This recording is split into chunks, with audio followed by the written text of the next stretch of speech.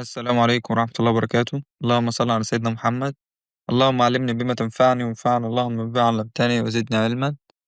في الفيديو اللي فات اتكلمنا عن الاف اس وخدنا عليها كذا مثال، وبعت لكم تاسك على الجروب، في ناس حلت وما شاء الله عليهم. النهارده عندنا مفهوم جديد اسمه else if. يعني ايه؟ يعني انا في الاول كنت بقول if، لو الشرط ده اتحجج نفذ لي حاجة معينة، ما اتحججش ينفذ لي اللي جوه الelse. طيب لو انا عندي كذا شرط، يعني لو كذا نفذ كذا، طب لو كذا نفذ حالة تاني، طب لو كذا نفذ حالة تالتة، أقولها له إزاي؟ أنا في الأول كنت بقول له إف الشرط بتاعي لو اتحجج ينفذ حاجة معينة، طب لو ما اتحججش كنت بقول له إلس نفذ لي اللي جوه الإلس.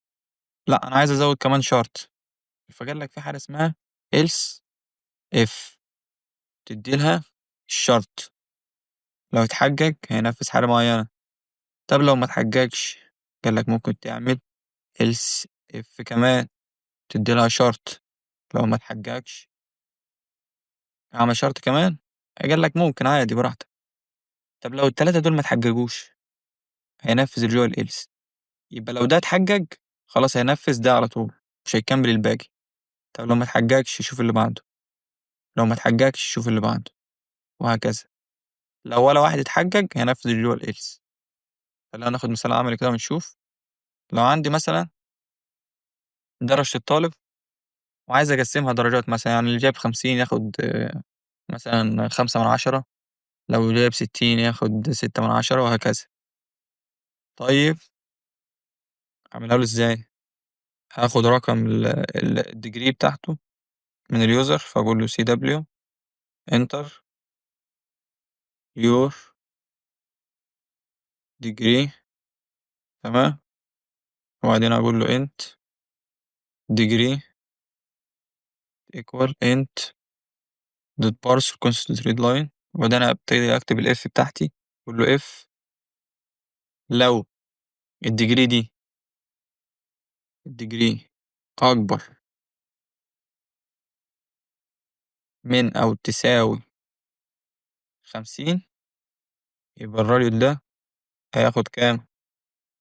هياخد 5/10. أنا أقول له بإيكوال إيه 5/10. طيب لو ما اتحججش الشرط، عايز أخليه يدخل شرط تاني، فأقول له إيه؟ قال لك تقول له حاجة اسمها else if، يعني كمان شرط. إيه بقى؟ لو الديجري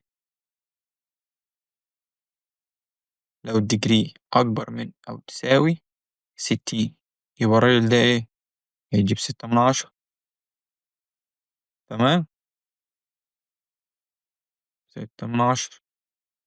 طيب لأ، يعني هو ولا جايب 60 ولا 50، طب إيه ده؟ قالك ممكن تعمل else if تاني، وتقول له الراجل ده لو درجته إيه ده؟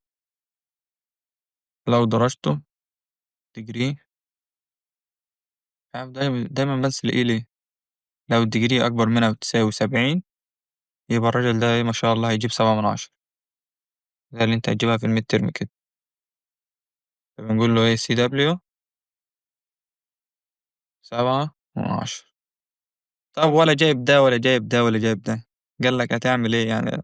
ولا ده اتحجج ولا ده ولا ده، قال لك خلاص بقى مفيش غير إنك إيه تعمل else وتقول له اطبع لي حاجة معينة، ايرور مثلا،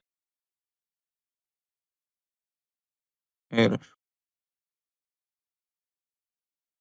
تمام. يبقى احنا كده ال else if ده شرط زيادة انت بتحطه عندك. تمام.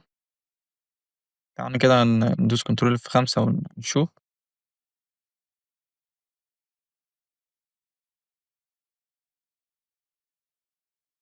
بيقول لك انتر يور ديجري، نقول له مثلا يا عم 50، هيبقى لي انت جايب 5/10. تمام. جرب حاجة. طيب خلونا ندوس كده كنترول في 5 تاني ونشوف. نقول له مثلا الراجل ده جايب 80، قال لك ايه 5/10. لأن الشرط بتاعنا أكبر من 50. تمام. طب عشان نظبط مثلا الشرط بتاعنا ممكن نقول له هنا لازم يكون إيه يساوي 50 بس، و60 بس، و70 بس. يعني لو ضغطت له رقم تاني هنشوف كده، قلت له 80 اداك ايرور. فهمنا ال safe. يبقى أنا عندي شرط الأول ده بحججه، اتحجج تمام، متحججش خش شوف ال safe، ما اتحججش شوف اللي بعده، وهكذا. ولا واحد اتحجج من دول يشوف بقى اللي هي ينفذ اللي جوه ال else. بس كده يعتبر خلصنا من ال if else أو ال if statement عموما.